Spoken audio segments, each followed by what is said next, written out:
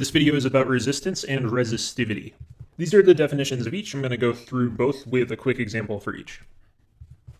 First of all is resistance. Resistance is the amount of opposition current will experience to its flow when moving through an object. So it's the resistance that an object puts on current. It can be thought of as the amount of voltage lost per current moving through the material. So if you have some current moving through a certain material, it's going to take some energy to move through that material, and the more energy it takes away from the current, the more resistance that material has. The variable for resistance is capital R, and the unit is capital omega, which we pronounce as ohm. It's named after a physicist who worked a lot with current. And the equation for resistance is equal to the voltage drop across a material divided by the current that's experiencing that voltage drop. As an example, we could say a current of 5 amps drops by 4 volts of electric potential as it moves through a resistance, and we want to know the value of the resistance. So these are the numbers I'm given by that problem.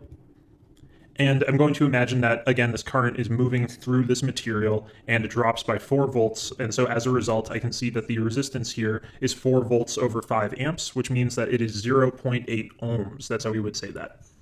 Resistivity is the amount of resistance a given cross-sectional area of a material will experience per unit of length of the material. So the variable for this is rho, it's a Greek symbol, and the units are ohms meters. I'll explain why in just a moment. And the equation is resistivity is equal to the resistance multiplied by the cross-sectional area of the material divided by the length of the material.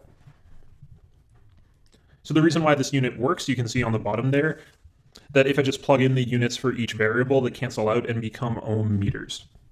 Just to build your intuition here, resistivity is the amount of difficulty that current will experience per part of the material, per length and per area. So if I rearrange this equation for capital R to see how much resistance current will experience, I can see that the equation kind of makes sense. I can see that R is going to be bigger if there's more resistivity. So if there's more resistivity, there's more resistance. And it's also going to be bigger if there's more length of the material.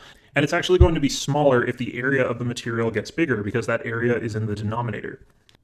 So I kind of think about this like a current of water moving through a pipe, where if there's a smaller area of the pipe, that's going to be more difficult for the water to move through than if there's a bigger area. So a smaller cross-sectional area is going to lead to more resistance and more difficulty for the current to move through. And if the pipe is longer rather than shorter, that means that the current is going to experience more resistance because it's just going to take longer to get through. So that's a quick explanation of why that equation works in that way. We can do an example problem with this equation. What is the resistance of a piece of copper wire where the resistivity of copper is 1.68 times 10 to the negative 8th ohms meters with a diameter of 6 millimeters and a length of 4 meters? So I need to figure out the cross-sectional area before I solve this problem, and the area is going to be equal to pi r squared because that cross-section is a circle, and r is going to be half the diameter, the radius is half the diameter, so that's going to be 3 millimeters or 0.003 meters. It's important to always convert back to your base unit of meters. Multiplying that by pi gets me 2.8 times 10 to the negative 5th meters squared.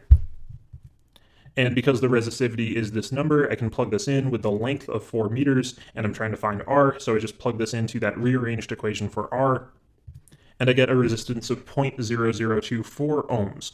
And we'd expect that to be small because copper wire is material that we use to allow electricity to flow. So we would expect us to want a very small resistance for that material.